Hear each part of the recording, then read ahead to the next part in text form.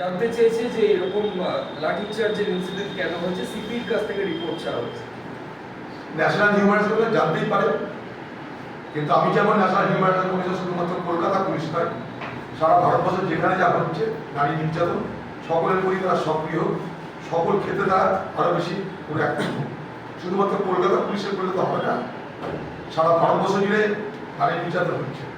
কলকাতাটা নতুন মাত্রা পেয়েছে এই কারণে যে কলকাতার বুকে যে নারী নির্যাতন হয়েছে, যে নৃশংসতা হয়েছে, সেখানে সরকারের আধিকারিক, সরকারি পুলিশ তারা সব জড়িত।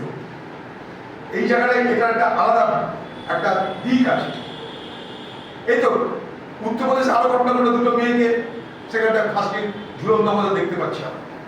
কিন্তু প্রশ্নটা অন্য জায়গায়, এখানে পরিকল্পিতভাবে তথ্য প্রমাণ লোপাট করা হচ্ছে।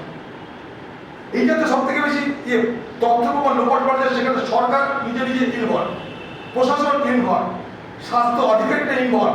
এই ঘটনা ভারতবর্ষে দেখেছি আমরা, যেটা সারা নাগরিক সমাজকে আজকে আলোড়িত করেছি।